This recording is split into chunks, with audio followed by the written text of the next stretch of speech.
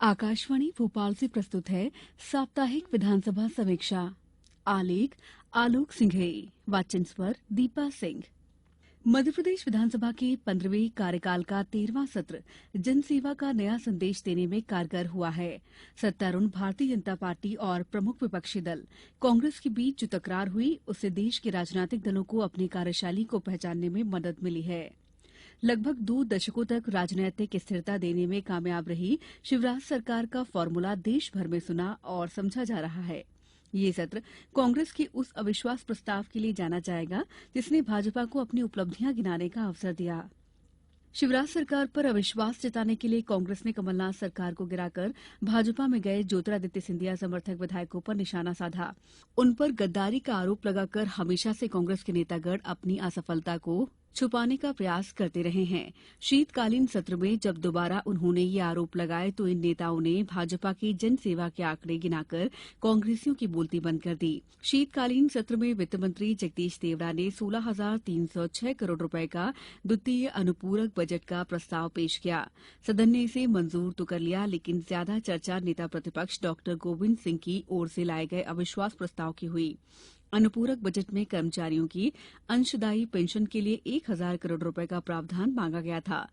अटल गृह ज्योति योजना के लिए 3,150 करोड़ रुपए, मुख्यमंत्री किसान कल्याण योजना के लिए 258 करोड़ रुपए, सहकारी समितियों के कंप्यूटरीकरण के लिए 88 करोड़ रुपए, आयुष्मान भारत योजना के लिए 200 करोड़ रुपए, नगरीय क्षेत्रों में मुख्यमंत्री अधोसंरचना योजना के लिए 350 करोड़ रुपए, प्रधानमंत्री आवास योजना के लिए 1,000 करोड़ रुपए का प्रावधान करने का अनुरोध किया गया था।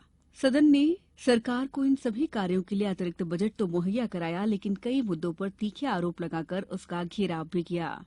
नेता प्रतिपक्ष डॉक्टर गोविंद सिंह ने अविश्वास प्रस्ताव पर चर्चा के दौरान कहा कि प्रदेश में बेरोजगारी चरम पर है। सरकार ने जनता पर बेहिसाब टैक्स लाद दिए हैं। भ्रष्टाचार का आलम यह है कि सरकार ने उन किसानों को ओले की क्षतिपूर्ति बांट दी जहां ओलावृष्टि नहीं हुई। जिन किसानों की फसलें खराब हुई उन्हें मुआवजा नहीं दिया गया। सरकार ने इतने सारे नर्सिंग कॉलेज खोल दिए हैं कि देश भर से लोग फर्जी डिग्री लेने के लिए प्रदेश आने लगे हैं।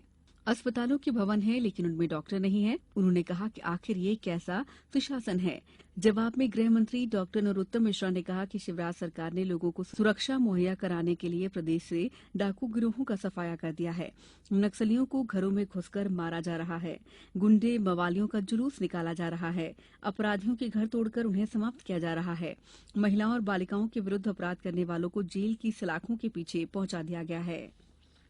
कांग्रेस से भाजपा में आए राजस्व और परिवहन मंत्री गोविंद सिंह राजपूत ने कहा कि शिवराज सरकार मंत्रालय से नहीं बल्कि चौपालों से चलती है। जब मैं कांग्रेस में था तब सभी विधायकों ने गरीबी रेखा में लोगों के नाम जुड़वाने के लिए मुख्यमंत्री कमलनाथ से अनुरोध किया था।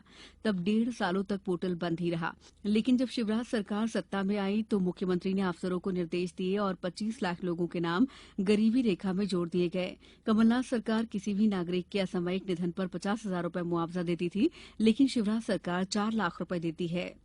सरकार के कामकाज पर अविश्वास जताते हुए कांग्रेस विधायक हीना लेकीराम कावरे ने कहा कि गृह मंत्री कहते हैं कि नक्सलियों को घरों में घुसकर मारा जा रहा है, जबकि हकीकत ये है कि नक्सलियों ने इतने घर बना लिए हैं कि आप इन्हें कहां कहां जाकर मारेंगे। अविश्वास प्रस्ताव के जवाब में मुख्यमंत्री ने कहा, कमलनाथ सरकार में 165 दिन में 450 आईएएस और आईपीएस अफसरों के ट्रांसफर किए गए। लगभग 1,000 से ज्यादा तबादले किए गए। वल्लभ भवन दलालों का अड्डा बन गया था। सीएम की ओएसडी का जो वीडियो वायरल हुआ उसके कारण भ्रष्टाचार की विष बेल ऐसी फैली कि पूरे मध्यप्रदेश में त्राहि त्राहि मच गई। सिंचाई परियोजना में घोटाला किया गया। विधायकों को मिलने के लिए समय नहीं दिया जाता था। विधायकों से कहते थे चलो चलो, कोई बड़ा ठेकेदार आ जाए तो उसे बिठाते थे। सीएम के भाषण पर विपक्षी सदस्य सदन में हंगामा मचाने लगे। विपक्ष के हंगामे पर स्पीकर गिरीश गौतम ने कहा कि आप अविश्वास प्रस्ताव लाए, आपने आरोप लगाए, अब सीएम को सुन तो लीजिए। स्पीकर ने कांग्रेस के वरिष्ठ नेता सज्जन सिंह वर्मा से कहा कि विपक्ष के विधायकों को नियंत्रित करें, सदन के नेता को बोलने का मौका दें। सीएम ने कहा, यदि कांग्रेस सरकार ने जन कल्याण और प्रदेश के विकास के लिए कार्य किया होता तो उनकी ही सरकार के मंत्री उन्हें छोड़कर हमारे साथ न आते। हमारे पास आए साथियों का फैसला सही था और जनता ने उन्हें उपचुनाव में भारी बहुमत से फिर से निर्वाचित किया। मुख्यमंत्री ने पेसा एक्ट पर जानकारी देते हुए कहा कि पेसा पर आग लगाने के की कोशिश हो रही है कि ये बाकी लोगों के खिलाफ है। किसान कर्ज माफी पर मुख्यमंत्री ने कहा, राहुल गांधी ने उंगलियों पर गिनाकर कहा था किसानों का कर्जा माफ नहीं हुआ है तो मुख्यमंत्री बदल दूंगा। आपने कर्ज माफी का कचरा कर दिया। सीएम के इस बयान पर कांग्रेस के पूर्व मंत्री सचिन यादव ने कहा कि 27 लाख किसानों का कर्जा माफ हुआ है। सीएम ने कहा, अगर सरकार ईमानदारी से कर्ज माफ करती तो 53 लाख किसानों के कर्जे माफ होते। प्रस्ताव पर कांग्रेस के 31 और भाजपा के 16 विधायकों ने अपने विचार व्यक्त किए।